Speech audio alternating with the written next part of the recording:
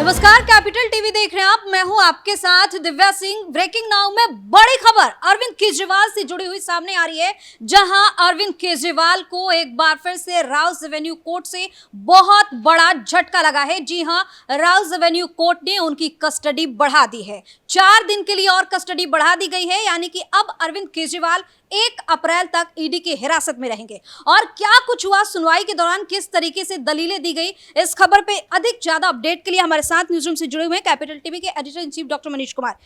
4 दिन के लिए कस्टडी बढ़ा दी। भाई 4 दिन के लिए तो वो जाना ही था, अभी तो लंबा जाएंगे ये। इनके छूटने का कोई चांसेस तो दिख नहीं रहा है।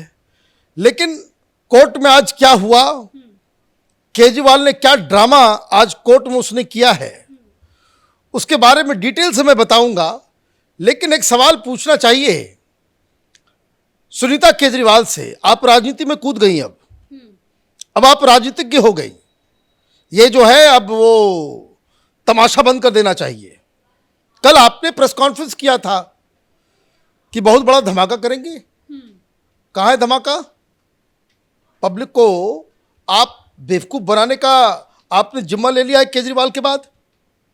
क्या आज धमाका करेंगे, आज ये करेंगे, लोगों को इमोशनली ब्लैकमेल करने का, लोगों को इमोशंस जगा करके पब्लिक सिंपैथी लेने का। ये खेल केजरीवाल का बहुत पुराना है। अब लोग ऊब गए हैं। तमाम लोग थे वहां पे, और जब शुरुआत हुई तो केजरीवाल ने आज कहा भाई वकील नहीं, आज मैं ही बोलूंगा। सारी बातें वो कह गया, सारी बातें कि 4 आदमी के बयान के ऊपर किसी सिटिंग चीफ मिनिस्टर को गिरफ्तार किया जा सकता है क्या? उसने कहा भाई इतने सैकड़ों लोगों से बातचीत हुई, कहीं मेरा नाम नहीं था, अचानक था, ये साजिश है, ये ईडी जो है मुझे सिर्फ गिरफ्तार करना चाहती है, इनके पास कोई प्रूफ नहीं है, कोई कुछ नहीं है, वो नहीं है, ये नहीं है। ईडी आम आदमी पार्टी को क्रश करना चाहती है, उसको खत्म करना चाहती है। बहुत सारे लोगों ने, अब हुआ क्या था तो वो स्टार्ट किया, ये पॉलिटिकल भाषण देना शुरू किया उसने।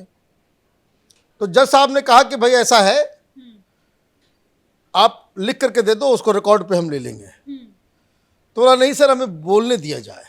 क्यों बोलने दिया जाए? आप केजरीवाल को समझ नहीं पाएंगे। जो चीज आपके सामने दिख रहा है वो पीछे क्या कर रहा है। वो रिटन सबमिशन दे सकता है, लेकिन वो नहीं करेगा। क्यों?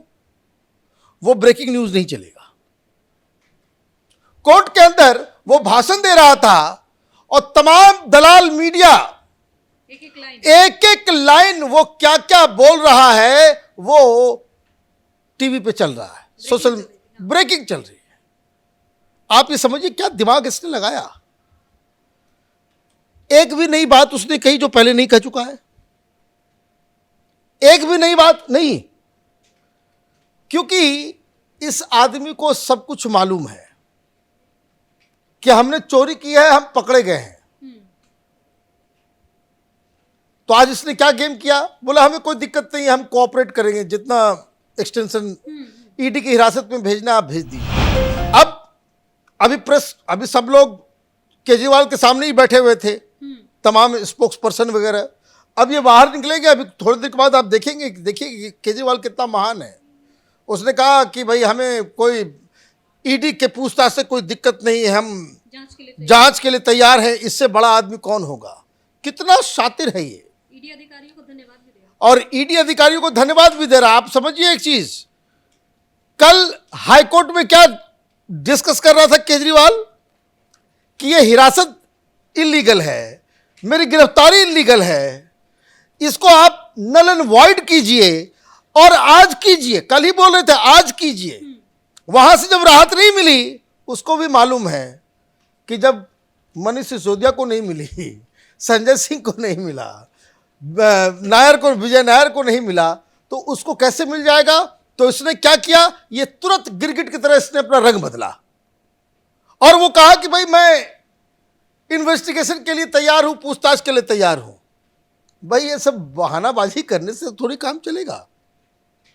अभी तुम जाओगे तिहाड़, अभी तो कई सारी चीजें हैं, लेकिन ईडी ने क्या कहा ये भी समझ लीजिए कि भाई क्यों चाहिए 7 दिन का रिमांड।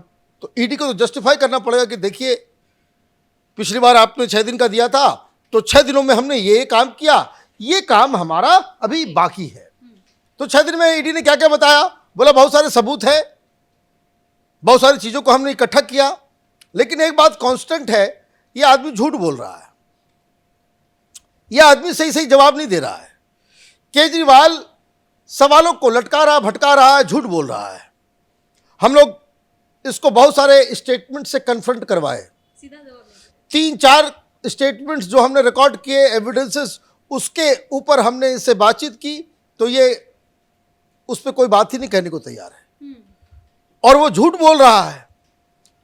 अब अभी तक तो ठीक है, लेकिन हमें और भी चीजों की आवश्यकता है, क्योंकि अभी और भी कुछ लोगों से कन्फ्रंट कराना है।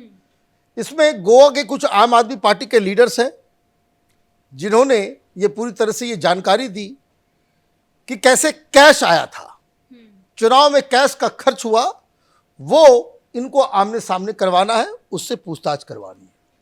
फिर बहुत सारा डॉक्यूमेंट्स है, सबूत है, जो हमको ये लग रहा है कि केजरीवाल को सामने दिखा करके उनसे हमें सवाल जवाब करना है, और इसलिए हमें एक्सटेंशन चाहिए।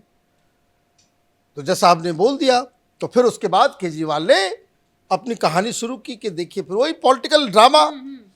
तो केजरीवाल को ये समझ में आना चाहिए, वो कोई टीवी चैनल का स्टूडियो नहीं है, वो न्यायालय है।